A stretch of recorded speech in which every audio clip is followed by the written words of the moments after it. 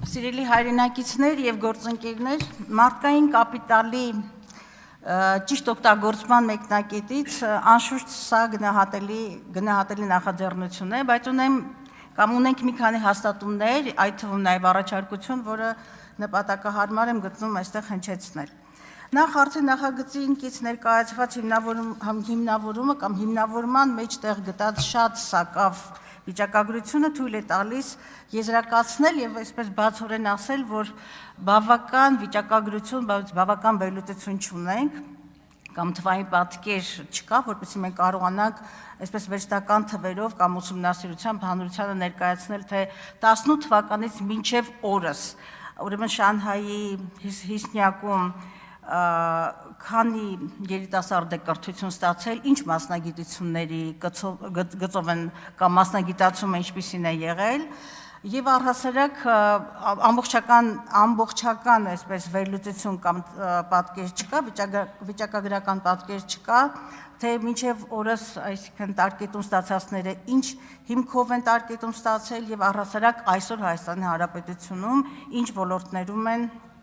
նրանք իրենց գործունեությունը ծավալում։ Միևնույն ժամանակ այստեղ հոդված 1-ում, նախագծի հոդված 1-ում նշված է, որ ուրեմն տարկետում եւ հետագայում նաեւ կազատի պարտադիր զինվորական ծառայությունից այն քաղաքացին Հայաստանի Հանրապետության, որը առնվազն 3 տարի կաշխատի Հայաստանի Հանրապետության կողմից սահմանված ոլորտում։ Իսկ հիմնավորման մեջ ահա թե ինչպիսի ոլորտներ են մոտավորապես շեշտվում, երիտասարդ մասնագետներ, IT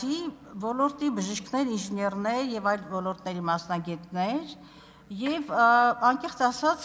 երբ ես այս նախագիծը կամ մենք այս նախագիծը կարևորում ենք որպես մարդկային ռեսուրսի եւ հատկապես որակյալ ռեսուրսի օգտագործման տեսակետից, նախ եւ առաջ առանց թերագնահատելու IT ոլորտը, առողջապահությունը եւ այլն ինժեներներ այստեղ որ նշված են, բայց շատ պիտի ցանկալի լիներ, որ այստեղ սահմանված ոլորտ շատ ավելի բաց լիներ եւ պետական կառավարման համակարգը եւ պետական սեկտորը այստեղ նշված լիներ, ինչը ես կարծում եմ, վստահաբար եմ կարծում, իմ շփումներն են այդ եզրակացության բերել, որ պետական կառավարման համակարգը բարձրորակ մասնագետների խիստ կարիք ուներ։ Եվ եթե մենք որպես պետական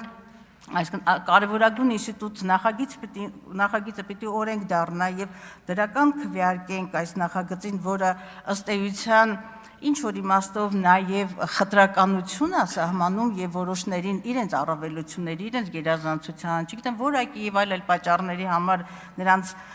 պարտադիր զինվորական ծառայությունից ազատում ենք, ուրեմն պիտի նաև այդ ներուժը հատկապես օգտագործենք պետական սեկտորում։ Եվ ուրեմն ես այս մասին խոսեցի նաև հանձնաժողովի քննարկման ժամանակ, եւ ես կարծում եմ առհասարակ այստեղ բացեր շատ կան, որովհետեւ հասկանալի է, որ ինչ որ հայեցակարգ չկա հայեցակարգ, թե ինչ հայեցակարգից են բխում այս կարգավորումները, եւ առհասարակ կարծում թե 2 ամսվա ժամկետ կա, որպեսզի կառավարությունը